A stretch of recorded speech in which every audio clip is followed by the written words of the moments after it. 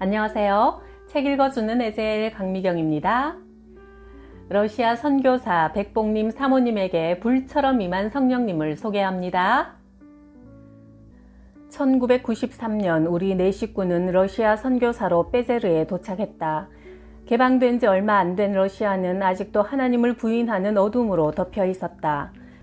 러시아 땅에 적응하기 위해 애쓰던 어느 날 엄마가 돌아가셨다는 소식이 한국에서 들려왔다. 러시아에 도착한 지 2달째 엄마 목소리 한번 들어보지 못했는데 그대로 이별이라니. 견딜 수 없는 극한 아픔으로 그때부터 내게 가슴앓이가 생겼다. 나는 그냥 모든 걸 내려놓고 주저앉고 싶었다. 황량한 러시아의 겨울에 내 지친 영혼은 절망했다. 하나님께 몹시 섭섭한 마음이 들었다. 살기 위해서 뭔가를 해야만 했다. 나는 남편에게 작정 기도를 하자고 제의했다. 21일 동안 밤 11시에 함께 하나님 앞에 무릎 꿇기로 했다. 우리는 어떤 상황이 와도 그 기도 시간을 인생의 마지막 보루처럼 지켰다. 처음에는 기도 시간을 30분으로 작정했지만 어느새 30분을 훌쩍 넘겨 1시간, 2시간으로 이어지는 날이 많아졌다. 작정 기도를 마치기 하루 전인 20일째 되던 날 내게 놀라운 일이 일어났다. 성령님이 내게 임해 주셨다. 평소처럼 우리는 찬송을 부르고 성경을 읽고 기도했다. 기도 시간이 끝나가던 그때 강력한 어떤 힘이 내 머리에 임해 그 압박으로 머리가 터질 것 같았고 나는 갑자기 큰 소리로 울면서 기도하기 시작했다. 내 목소리가 아닌 듯했다. 나는 곧 가슴을 움켜쥐고 몸부림쳤다. 눈에 보이진 않지만 성령님이 나와 함께 계심을 분명히 느낄 수 있었다. 하나님의 음성이 들렸다. 내가 너를 사랑한다. 내가 너를 위로한다. 너는 나의 사랑받는 자다. 남편은 은혜를 더 충만히 받으라고 옆에서 나를 위해 간절히 기도해 주었다. 나는 퍼담아도 될 만큼 많은 눈물을 흘렸다. 정말 속이 후련했다. 가뿐해진 마음은 날아갈 것 같았다. 주님은 내 안에 숨어있던 악한 영을 하나씩 불러서 정체를 밝히신 후 떠날 것을 명령하셨다. 우울의 영, 낙심의 영, 원망의 영, 죽음의 영 등 내 안에 그처럼 많은 악한 영들이 숨어 있으리라곤 상상도 못했다. 하나님이 내게 뜨겁고 강한 불같은 사랑으로 임하시고 나서 몇 시간 후 똑같은 방이요 하나도 다를 바 없는 남편이었지만 모든 것이 다르게 보였다. 완전히 딴 세상에 내가 옮겨진 것 같았다. 옆방에서 새근새근 자고 있는 두 아들이 정말 예뻐 보였다. 내 심령이 깨끗이 청소되자 과거에 비해 하나님의 음성이 더 정확하게 들렸다. 세상을 향한, 교회를 향한, 러시아를 향한 주님의 마음이 읽어졌다. 주님이 나와 하나인 것이 저절로 느껴졌다. 내게 가장 어려운 숙제였던 엄마와의 이별에 대해 주님께 여쭈어 보았다. 하나님, 우리 엄마는요? 엄마는 어디 계세요? 엄마는 나와 함께 있다. 행복해하고 있으니 네 마음 중심을 차지하고 있던 엄마를 이제 그만 떠나보내라. 그때 하나님은 내 영안을 열어주셨다. 엄마가 단아한 한복을 곱게 차려입은 모습으로 원형으로 된 내 마음의 중심 무대에서 내려서고 있었다. 그와 동시에 연민, 분노, 슬픔 등 그동안 나를 짓눌러온 감정들이 엄마와 함께 떠나갔다. 엄마, 더 이상 엄마 때문에 아파하지 않을게요. 예수님과 행복하게 계세요. 우리 천국에서 만나요. 그 순간 아주 밝은 빛이 내 안에 들어왔다. 예수님이시네요? 밝은 빛이 사라지더니 갑자기 예수님이 내 앞에 서 계셨다. 주님이 내게 말씀하셨다. 내가 문 밖에 서서 두드리노니 네가 내 음성을 듣고 문을 열면 내가 너에게로 들어가 너와 함께 먹고 너는 나와 함께 먹으리라. 요한계시록 3장 20절. 주님은 그동안 내 마음 밖에 계셨다가 이제 비로소 내 마음 중심을 차지하셨다. 뜨거운 눈물이 내 눈에서 흘러내렸다. 사실 나는 엄마와의 이별 후 나를 죽음으로 유혹하는 악령으로부터 많은 시달림을 받고 있었다. 선교사로서 그것은 누구에게도 털어놓을 수 없는 고통이었다. 죽는 건 간단해. 그럼 모든 게 끝이야. 너의 고통도 끝이라고. 빨리 죽어. 악령은 거짓된 말로 끊임없이 나를 유혹했다. 나는 빼제르의 거리에서 달리는 자동차에 뛰어들고 싶어 어느새 발이 차도를 향할 때도 있었고 지하철을 기다릴 때면 그 육중한 지하철에 뛰어들고 싶었고 우리 집 거실에서 창문을 보면 4층 아래인 땅으로 뛰어내리고 싶었다. 기도 시간을 통해 성령님께서 나를 치유해 주신 후에 더 이상 죽고 싶은 생각이 없어졌다. 그리고 눈물이 많아졌다. 내가 이 땅에서 하나님이 주신 사명을 다 감당한 후에 천국에서 엄마를 다시 만날 수 있다는 확신으로 그동안 가졌던 모든 서운한 감정들을 떨쳐버릴 수 있었다. 기도 시간을 마무리하고 잠자리에 들었다. 행복하고 기쁘고 감사했다. 주님으로 내 영이 충만해져 있었다. 내 몸도 공중에 붕 떠 있는 듯한, 온 몸에 강력한 전류가 흐르는 듯한 신비한 느낌이 계속되어 잠들 수가 없었다. 그것이 바로 성령의 불세례였다. 주님께 평안히 잠잘 수 있도록 그만 중단해 주시라고 부탁드렸다. 새벽이 다 지나고서야 나는 겨우 잠을 청할 수 있었고, 그 다음 날부터 내게 기이한 영적 현상들이 일어나기 시작했다. 전화벨이 울렸다. 낯선 남자였다. 저는 중국에서 온 선교사입니다. 중국 CCC에서 섬기고 있습니다. 선교사님과 동역하고 싶은데 만날 수 있을까요? 네, 저희는 좋습니다. 오세요. 전화를 끊고 나는 하나님께 물었다. 주님, 모르는 중국 청년이 우리 집에 온다는데 왜 오는 거죠? 우리가 어떻게 이끌어가면 되죠? 인도해 주세요. 하나님께서 말씀하셨다. 그는 협동사역을 위해 오는 것이 아니라 돈이 필요해서 온다. 그냥 보내지 말고 돈을 주어서 보내라. 그를 도와주어라. 조금 후 그 중국 청년이 왔다. 정말 그는 돈을 요청했다. 중국에서 온 형제들이 모여서 공동체 생활을 하고 있는데 돈이 필요합니다. 그는 돌아가면서 우리 교회와 협력 사역을 하기 위해 다시 연락을 주겠다고 했다. 하지만 주님은 돌아가는 그의 등 뒤에서 내게 말씀하셨다. 그는 다시 연락하지 않을 것이다.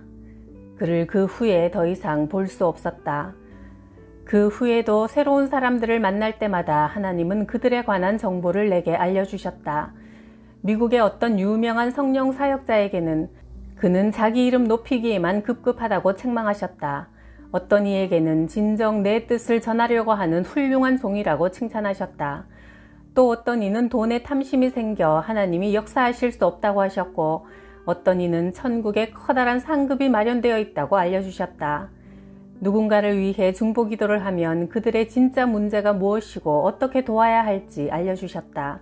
난 그저 기도하며 하나님의 뜻만 물으면 되었다. 하나님이 내게 매일 반복해서 들려주시는 말씀은 이것이었다.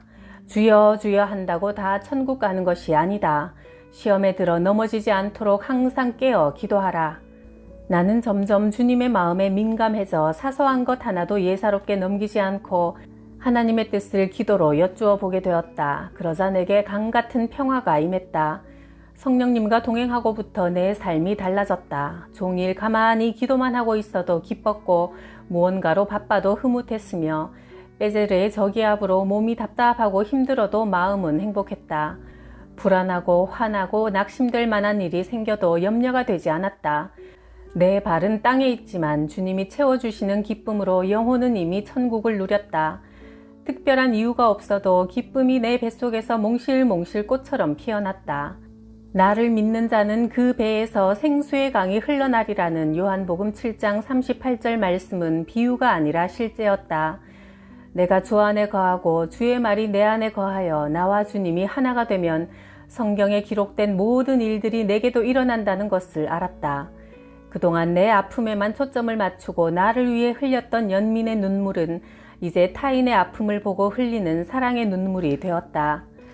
얼마 전 선교사 부부들을 만났을 때 남편이 이런 말을 했다. 혹시 아내로 인해 힘들다면 아내와 기도해서 성령 충만을 받게 하면 됩니다. 아내가 은혜를 받으니 천국이 따로 없습니다. 정말 남편의 얼굴에는 미소가 떠나지 않았고 남편의 사역은 더욱 활발해졌다. 밤 기도 시간에 우리 교회 러시아 성도들을 한 사람 한 사람 떠올리며 기도하는데 안타까운 주님의 음성이 들렸다. 갈리나에게는 내가 없다. 그도 나를 모르고 나도 그를 모른다. 그는 나와 상관없는 사람이다.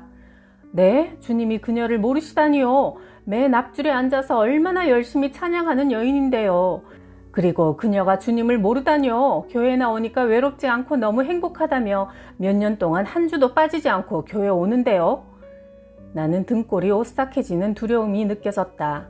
갈리나는 혼자 외롭게 사는 60대 러시아 여자다. 주일날 축도가 끝나고 나는 갈리나에게 다가가 포옹하며 안부를 물었다. 갈리나, 당신이 찬양하는 모습은 정말 아름다워요. 예수님을 정말 사랑하시나 봐요. 응, 교회 다니는 거 좋지. 마음이 편해.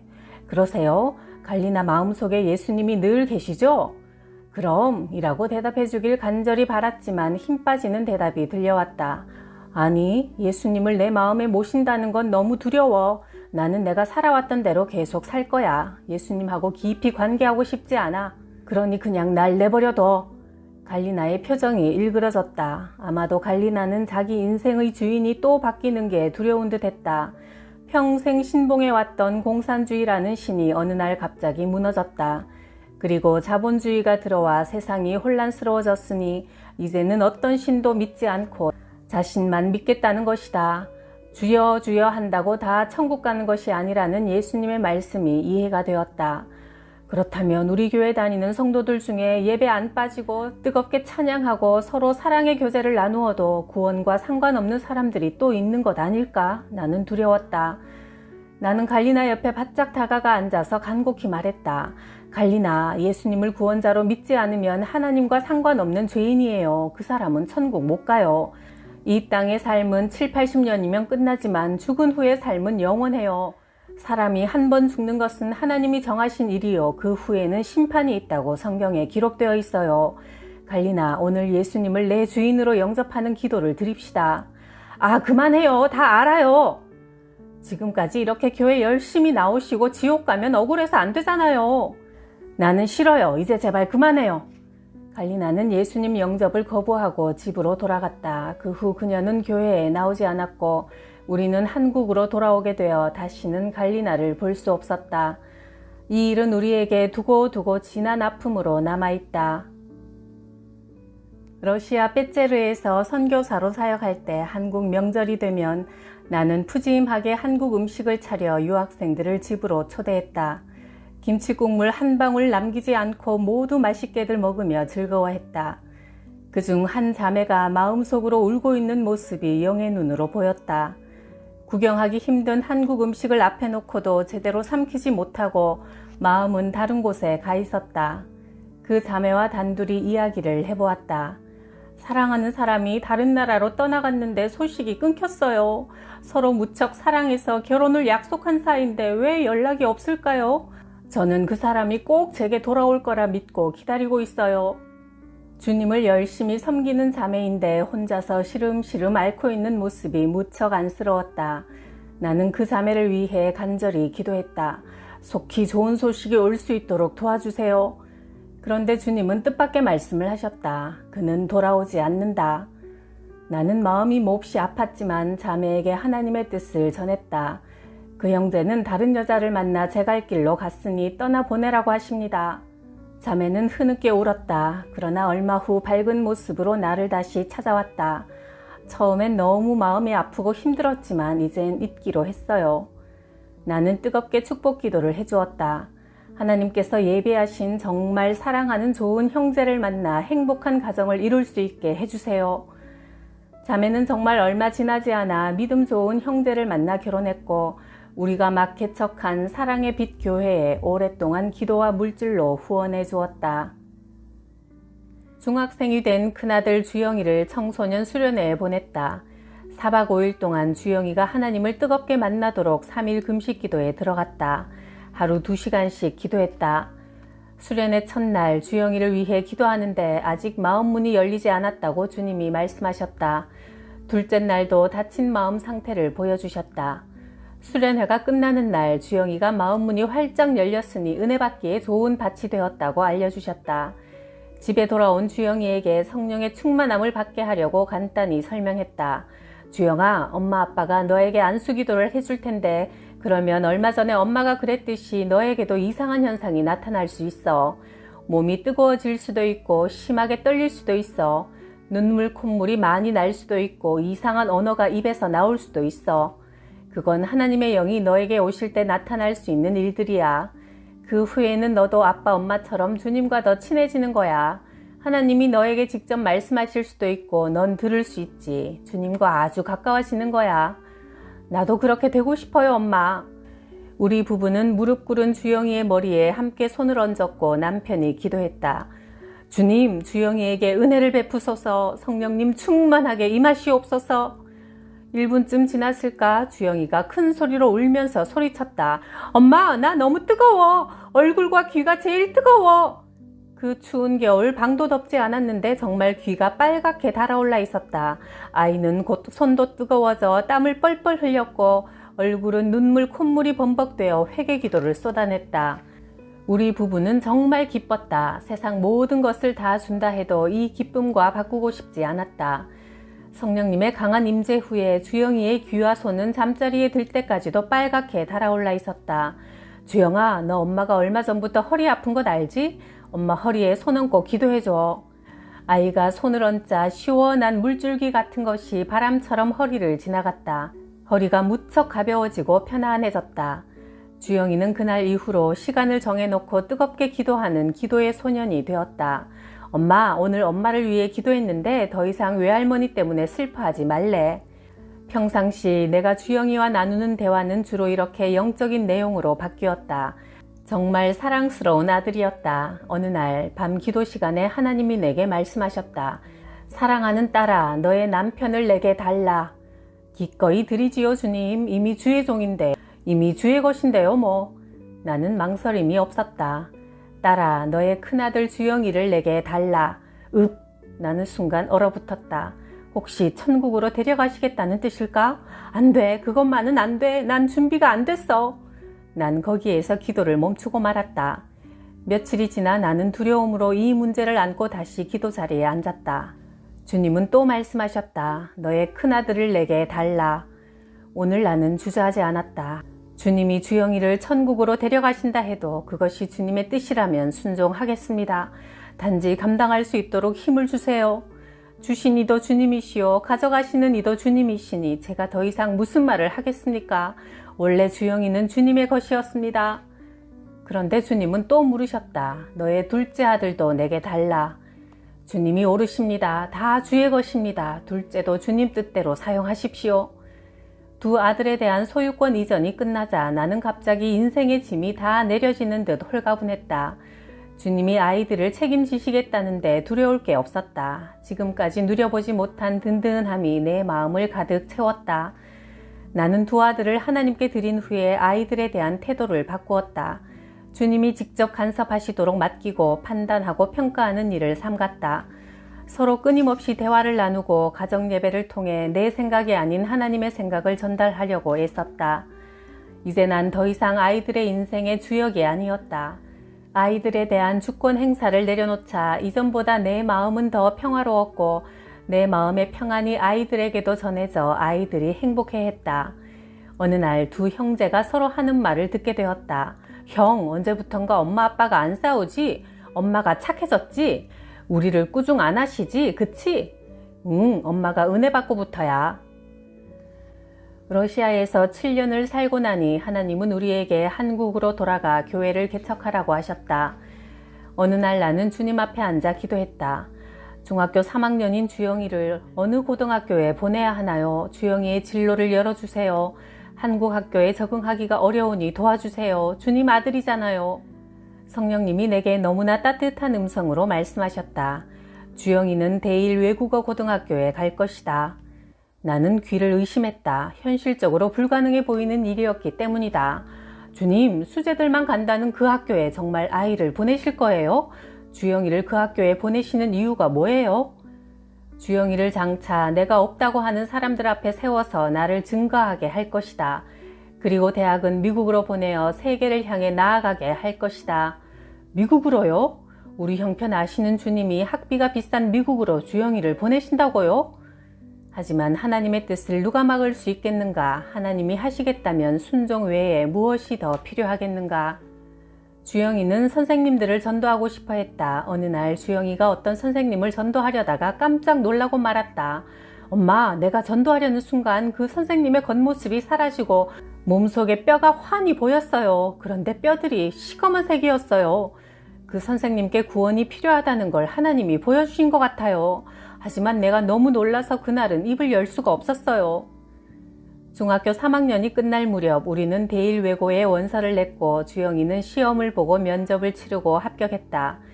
하나님은 이미 오래전에 우리가 전혀 알지 못했던 대일외고에 주영이를 보내기로 작정하시고 예비해 두셨다가 그 뜻을 이루셨다.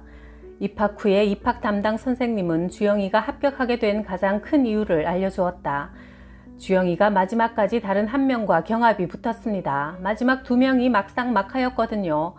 그런데 2가지 사항으로 우리는 최종적으로 주영이를 합격시키기로 결정했습니다. 하나는 주영이의 영어 시험 성적이 탁월하게 좋았고, 다른 하나는 아버지가 선교사라는 이유 때문이었습니다. 나는 교회를 안 다니지만 아버지께서 돈 벌러 러시아에 간 게 아니라 봉사하러 가신 것을 높이 평가했습니다. 훌륭한 아버지 덕을 주영이가 좀 봤지요. 주영이는 그렇게 하나님의 백으로 영어과에 합격했다. 엄마, 하나님이 말씀하신 대로 미국 대학도 준비할게요. 주영이는 미국 수능을 준비하며 내신 성적 관리도 꾸준히 해나갔다. 아이는 공부하기 바쁜 중에도 철야 기도회와 새벽 기도회에 나가 눈물로 기도했다. 주영이는 뉴욕 대학교에 합격했다. 미국으로 출발하기 전 내가 말했다. 너 하나님의 영광을 위해서 공부하고 장차 하나님의 일을 하기 위해 미국에 가는 거야. 세상 명예나 출세를 하기 위해 가는 게 아니야. 알지? 네, 알아요. 가서는 아무리 공부가 힘들어도 기도와 성경 읽기, 예배에 소홀히 해서는 안 된다. 교회를 잘 선택해서 목사님께 순종하고 반드시 봉사를 해라. 네가 하나님께 복받는 길이란다. 네, 엄마, 명심할게요. 사람이 마음으로 자기의 길을 계획해도 그 걸음을 인도하시는 분은 여호와시니라. 잠언 16장 9절. 치유사역자라는 사람을 만나 그를 위해 기도하는데 하나님이 말씀하셨다. 그가 가슴에 부적을 품고 다닌다. 그 부적은 그의 가슴에 새겨져 있다. 하나님은 내 영안을 열어 그것을 보여주셨다. 부적은 은빛 나는 유리 같은 재질로 그의 가슴 전체를 다 뒤덮고 있었다. 주님, 왜 저렇게 되었나요? 그의 조상들이 절을 짓고 우상을 섬긴 결과다. 그로 인해 그의 관절과 무릎도 좋지 않다. 나는 그에게 기도 중에 내가 본 환상을 이야기했다. 그러자 그가 자기 성경 속에서 사진 한 장을 꺼내 보여주었다. 반짝반짝 신비스럽게 빛나는 다보탑 사진이었다. 이거 절에 있는 탑 아닌가요? 사모님, 내가 만든 거예요. 수많은 유리 조각들을 이어붙여서 공들여 직접 만든 작품이랍니다. 그는 조상 대대로 섬겨온 불교에 자신도 모르게 여전히 미련과 애착을 갖고 있었다. 그것이 그의 가슴에 새겨져 있는 부적의 실체였다. 조상들의 우상 숭배죄를 내 대에서 예수 이름으로 완전히 끊어야 천대까지 복을 받는 믿음의 가문을 세울 수 있다. 너희는 조상으로부터 물려받은 헛되고 악한 생활 방식에서 해방되었다. 그것은 은이나 금같이 썩어질 것으로 된 것이 아니라 오직 흠없고 티없는 어린 양 같은 그리스도의 귀한 피로 된 것이다. 베드로전서 1장 18, 19절.